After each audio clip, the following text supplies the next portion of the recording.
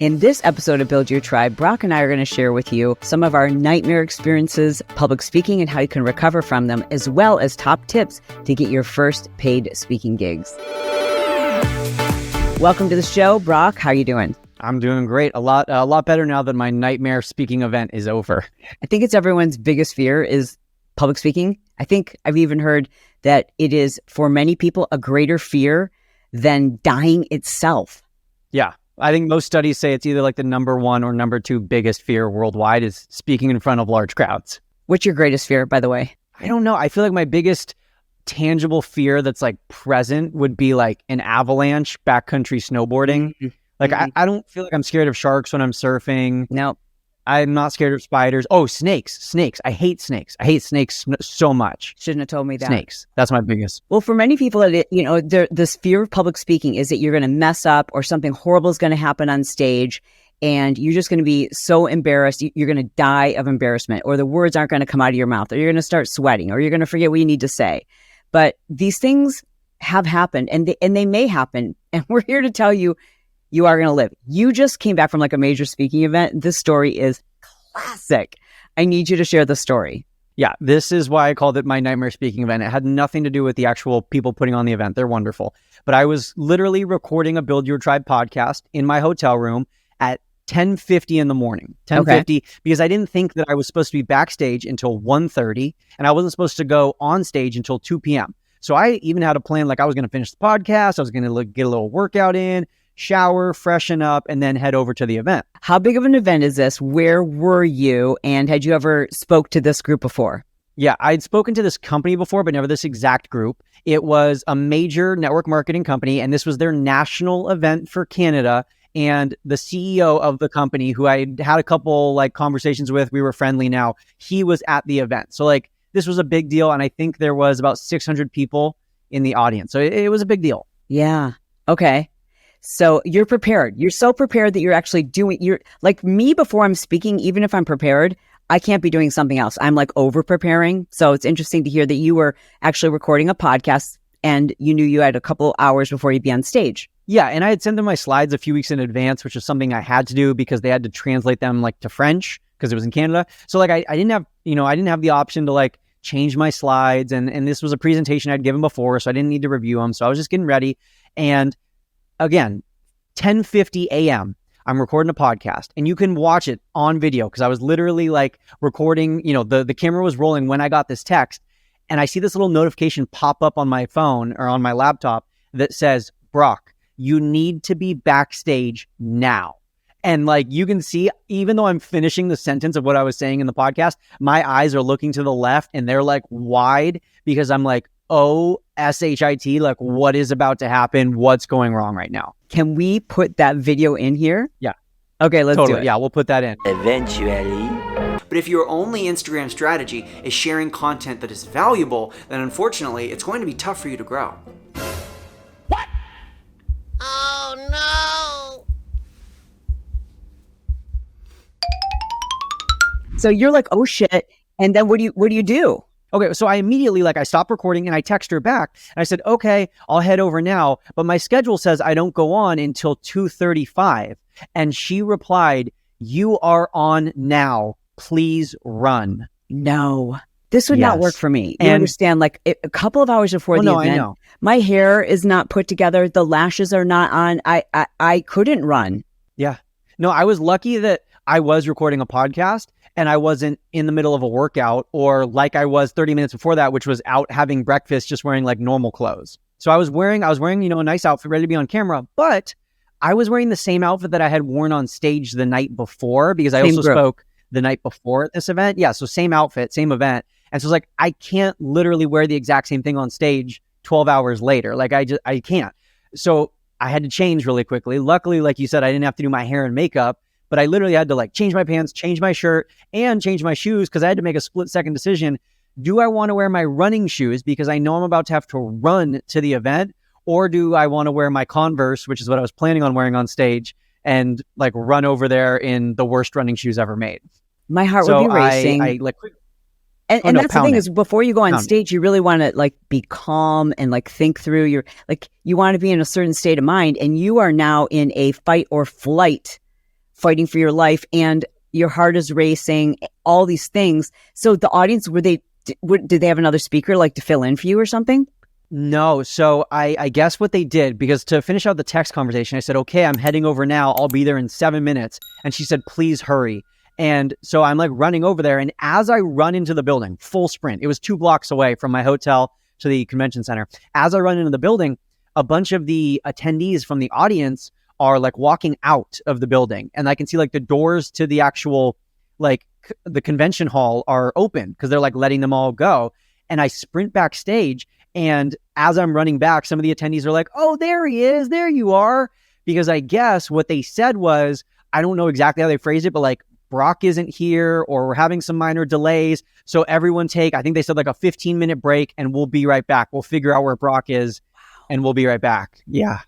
So you had to be like a little bit bumming, like thinking like this, I don't know how the mess up happened. Maybe you can tell that to us, but you had to have been also thinking like, this is going to reflect really poorly on me. So what's your state of mind before you go on stage? Usually before I go on stage, I'm actually like very calm. I'm very the opposite of fight or flight. Oftentimes backstage, I'll like yawn a bunch or I'll fall asleep. Like I get really mellow. Like I feel like it's my body's overcompensating for like where it should be. But I even tracked this on my Aura ring to make sure that I wasn't, just like lying to myself. My heart rate stays really, really low until I get up on stage, and then it spikes up for like a minute when I run up there from adrenaline, and then it levels back out. So like it's something that, and we can talk about this later, but I've been public speaking for years now, so I feel like it's become very second nature and I feel very comfortable. But no, I was totally fight or flight. I was freaking out, and I got backstage and they're like, oh, there you are. Okay, you're ready. And I literally ran right up to the person who was going to mic me up. She put on my headset, she put on my battery pack. And then the speaker went back up on stage, and she was like, all right, Brock's here, everyone come back into the room. And she introduced me and I ran up on stage, and I ended up only being maybe 4 or 5 minutes behind schedule when I was supposed to start. But for the first like 10 minutes of my presentation, I could see everyone like coming back into the room and like coming back from what they expected to be like a 15-minute break. And so that was definitely like an awkward transition. Okay. How did it turn out? Okay. So how did it turn out? As I was running back, I was like, okay, how am I going to position this? Right? Because it looks really bad on my behalf. Like it reflects really poorly on me that I'm showing up late. And I needed a way to connect with the audience and also own up for my mistakes. Cause I was like, if I just walk in there and I run up on stage and I start blaming like anyone but myself, or like, pointing fingers at the event staff or anyone, it's going to look really bad. So instead I have to like take ownership for it. I have to in some way, like, kind of make it a joke, make light of it, but also say like, this is me, this is my mistake. This is like, kind of allow them to laugh with me and at me. And kind of to speak bigger picture when I'm speaking on stage, this is a tip I got from you really early on, is it's really important to make sure that your audience feels you're relatable, because you're someone who they're literally looking up to. You're literally on a stage, on a pedestal. And you don't want that disconnect from your audience. You don't want them, look at you in this way. You want to feel like you're on the same level, because you really are. And so you oftentimes start your speeches with some sort of like, making fun of yourself or dancing around or being goofy, self-defamation, just to, like lighten the mood and be like, hey, I'm not so perfect. I'm not like this long fancy bio that was just read off. And so I got up on stage and I was out of breath, but also I kind of played into the fact that I had just sprinted here. And so I was like, hunched over and heavy breathing. And I said, have y'all ever had one of those nightmares where you're like running late for class, but you graduated, high school 20 years ago, or you have a sports game, but you like forgot your cleats at home, or like you're out in public and you're not wearing pants? Well, that kind of just happened to me. And so I like told them that, and they were all dying laughing. Oh, that's so good. And it was relatable and it was honest, because it literally is like the nightmare scenario for any public speaker that you have, like the night before you go on stage, is what if I mess up the time? What if I'm running late? Like, what if something goes wrong? And it literally did. We're going to get to a couple of tips to help those of you who are not yet haven't started your paid speaking gig, but because it's a great way to build your brand and awareness for your expertise. But I'm going to share with you my worst public speaking nightmare was on stage in front of about 700-800 people. And the front row of this audience which was a predominantly female crowd, mostly, but there's probably 20% guys. But the front rows, all the women while I was speaking were like making these gestures like toward my shirt. And, you try not to zero in on just like one person in the audience. You can't, if you get really distracted by what people are doing in the audience, you can lose track of what it is you're teaching. So I'm glancing down and trying not to lose my train of thought. But after I realized, oh no, like the whole front row was like really trying to get my attention, I realized that I had a blouse that had little tiny buttons all the way down the front. And when I was doing my dancing, it had popped open and I was raw, fully exposed. Wow. And so it's like you have to just like go, well, look at, I'm just trying to really get everybody's attention. Apparently, one moment, please. And like literally turned around and I made a Janet Jackson reference to I was about to say that's very Janet Jackson. Yeah. And I just kind of like buttoned it back up. And then literally I was like, by the way, does anyone have a safety pin just in case? And so I just kept going. And, those are the things that do actually, I always say when something like that happens, when I'm speaking on stage, it's pure gold. Because if you roll with it, people are going to love you for it. You become much more real. Then they start rooting for you. So I love it when those things happen. I've fallen on stage. I mean, there's so many things that have happened to me on stage where I think, thank God this happened, because now it's a way for me to work it in and people can actually see my personality as opposed to like a memorized presentation. So you will recover from it. But these things do happen. I've lost all of my slides, all of my presentation notes. I've gotten up on stage and been told that I have an hour for my presentation. And then just before going on stage, someone taps me on the shoulder and says, oh, we have to adjust the schedule. So if you can wrap this up in about 16 to 17 minutes. And you just have to do it. You just are like, okay, here we go. Yeah, I've had all those things happen myself. Having your slides taken down, having things crash, having things not work, having music not play. One of my very first presentations that I did, my mic headset completely came off like in the middle. So I had to literally stop, exit the stage and have someone like re-mic me up because no one could hear me. So all these things will happen. But not only can we share some tips to avoid these things, but I think more importantly, we can share some tips with our listeners as to like, how do you even get into this space of paid public speaking and speaking in front of large audiences, because it can be really powerful, not just in like a monetary sense of you're getting paid to do this, but I love the idea of borrowing other people's platforms or sharing other people's stages, because then you don't have to be the person to, have a live audience of 1,000 people or have a mastermind with 30 high-level entrepreneurs. Instead, you can be invited to speak to that group and essentially you're achieving the same result. You're still speaking to that group of people. The first tip that I would give for people is to niche down and then niche down even further, because that's how you're going to set yourself apart and earn the credibility to speak in front of these audiences. If you call yourself a fitness expert, it's going to be hard to land a paid fitness speaking gig. But if you really niche down and get super specific with the demographics, who you help, and what you can strategically do for this group of people, that's what's going to set you apart from everyone else who does what you do. Step number 2 was you've got to get your name out there. And you can apply to speak at events, but I find that the best way to do this is to offer your services for free.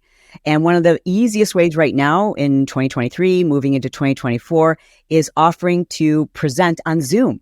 People, once they see you and you've got this opportunity to speak in front of a large group, it's not going to cost you anything to go live on Zoom. And even if it's a smaller opportunity, like 50 people or 100 people, those are additional people who now know you for the specific niche that you were speaking on. And to add on to what Brock just said about niching down, like the reason why, Brock, you get so many speaking opportunities is because now your name is getting passed around by event planners. We need someone to teach Instagram, and they're thinking of you first. Exactly. And to speak on your second point, that was the exact funnel that I followed. I started with very small, what you might not even consider public speaking, of just one-on-one coaching. And then from there, those one-on-one clients started to bring me in to speak to, oftentimes, their smaller network marketing teams of maybe 12 to 50 people, or their smaller podcasts that might only get a few listeners every month, but small events. And then from there, it became bigger teams or teams that were paying me, or groups or small companies that maybe had 50 to 100 people, but would pay me for, again, just a Zoom. And then from there, it started growing into actual in-person events. Again, starting small with maybe 50 to 100 people. And now I'm speaking at events with 12,000 people, but it continues to build. And I think that there should be no shame in starting out with free public speaking, because you're getting your name out there. You're planting the seeds now that you'll reap and sow much later. Speaking of which, you and I both still will do events for free, because the rewards aren't always what they're going to pay you for, the time on stage or the travel, etc. In fact, one of the most lucrative events that I ever spoke at, I did so for free and reached 30,000 people live just by saying yes to that event. My social media, my Instagram grew 7,000 followers. I mean, for me, that was incredibly valuable to do that. And the return opportunities, additional people who reached out for me, the way that it, promoted our brand and awareness. So I hear people all the time saying never do free. I'm like, evaluate the opportunity first. Our next tip is to build your credibility by creating long form content. If people are only seeing you posting TikToks and reels that are lip syncs that are 7 seconds long, even if you have a huge following, it's hard to show your personality. It's hard to build trust in those moments. And it's hard to see how you would really translate that into speaking on stage. But if you have a 30-minute long podcast or a 45-minute long YouTube video, or even, reoccurring Facebook or Instagram lives where people are able to see you speak for extended periods of time and teach and add storytelling, then they're able to much more easily imagine what it would be like to see you on stage. And you can point to those things as examples of, hey, I could deliver this message for you on stage. And here's an example of myself already doing it. Absolutely. As someone who is a paid speaker and someone who hires paid speakers, that's the first thing I'm looking for. Even when people pitch themselves to be on our podcast, I'm always like, how well are they able to teach this content? Do they know how to be brief? In fact, side note, even when we're looking at someone to be a guest on the podcast, I look at, do they know how to be a good guest? Do they know how to pause and allow the host to interject their questions? And so when you're looking to, create your own speaker resume, if you will, don't just assume you need to be on stage and show that. You just need to show them how you show up. Are you able to be extemporaneous? Are you captivating? Are you interesting? Are you great storyteller? Are you rehearsed? And that's my next tip is you've got to make sure that you are well rehearsed, because you just never know whether people are going to need, like I said, a 15-minute presentation, a 1-hour presentation. Recently, I had to do a full 2 days where I was in charge of speaking for 4 hours to two different groups, but 4 hours, a block of time. That requires some experience. And how do you hold people's attention for that long period of time? So don't be afraid to get a multitude of experience and to have all of those links ready when you're going to email your show host. And that's our next tip. And that is, once you've got those things lined up, like you've done some podcasts, some YouTubes, maybe done some free Zooms, or you've offered your services for free, you've racked up a little bit of experience. Now it's time to reach out to the perfect fit. And there's so many of them out there. So once you can't do that though until you know your niche. So once you've got your niche, now you're going to look for people who are specifically looking for someone with your expertise. And again, I love the idea of offering your services for free the first time. Why not? Mm-hmm. Yeah, it's just a great way to build that base and to get your name out there, because oftentimes you're going to land more events and future gigs from that first gig. I can't think of a speaking event that I've had that can't be traced to a speaking event before it. Like literally, as I'm going through every one that I've done recently, there is someone at that event who got me there because they saw me speak at another event, or because they were in attendance at a different event and their friend told them about me. It's oftentimes word of mouth and recommendations for these things. And also I would say part of kind of building this practice and this ability to speak in 15 minutes or a 4-hour window is get yourself on other people's podcasts by following the strategies that we've already been talking about of knowing your niche and reaching out to these people. But when you're on someone else's podcast and they're interviewing you, especially when you don't know the questions beforehand, it's such an awesome opportunity, because sometimes they're going to ask you a super specific tactical question that you need to be able to deliver an answer to in that moment. Sometimes they're going to ask you to tell, your life story from start to finish right there. And so it's just great practice of being able to think on your feet, adjust, and be as brief or as long-winded as you might need to be. This was not a point that I wanted to come up with. So this is a bonus point, is whenever you can offer your services to do a panel. Those are sometimes things that speakers are like, I don't want to do a panel. I don't want to be a part of like 5 people, but I think it's a wonderful way to stand out. My last tip, and Brock, I'm sure that this is something you've probably done yourself, is to become a detective. Once you know where you can best serve people, like figure out, okay, so what organizations represent the kind of people who I know I can help them, right? And then do your research, like become a detective. Google it, like find out where are these conferences? Where are the people who are looking for paid speakers or looking for speakers and experts with your specific knowledge? And look for when is their annual event? Do they have regional events? Do they have local events? Mm-hmm. Local events are a wonderful way. So speaking of which, network marketing is a wonderful way to get a lot of experience public speaking, because there are so many different distributors, hundreds of different network marketing organizations, and they're always looking for great training. They're always looking for paid speakers, sometimes free speakers, but they do that on a local level. So reach out to the top distributors in your area. How do you find them? You got to be a detective. Like you got to get really good at using Google, track down who those people are, find their social media profiles, interact with them, follow them, get to know them, become their fans, offer your services to them, find out what it is they need specifically for their team. Because they're always looking for people in the personal development and business development area. Oh my gosh, look who's in the background. Shotzi. She'll sit back down in a second. Aww. She's readjusting. Hi, sweetie. And then our final tip that we would recommend is that you don't necessarily have to always find someone else or some other speaking gig. You can create your own. And like we've mentioned, it doesn't have to be a massive event with thousands and thousands of people. You could organize local meetups at the local public library. You could organize Zoom trainings for small groups of people, and you don't even have to necessarily charge for these events. But these are, again, great opportunities to practice, great opportunities to get your name out there, and they're opportunities that you control and that you can really dictate, the date, the time, the location, the pacing, and all of that. And so it allows you to kind of do this on your own terms and then use these as examples to pitch yourself to future speaking events that you might not be running. It's an awesome idea. And remember, this is something, there's other people who are in your same kind of area of expertise. Like, let's say, for example, you are, your expertise is that you help new moms recover from postpartum. And you network with other people who are, maybe someone's a doula, or maybe somebody is a lactation expert. And people who are in that general community serving new moms. Invite people who are kind of on the same level, right? Like they're not yet a national paid speaker, but you know their expertise, their qualifications, and say like, hey, I've got this idea. I'm going to do this free summit. I'll organize the Zoom. We can all invite people from our social media to show up to it.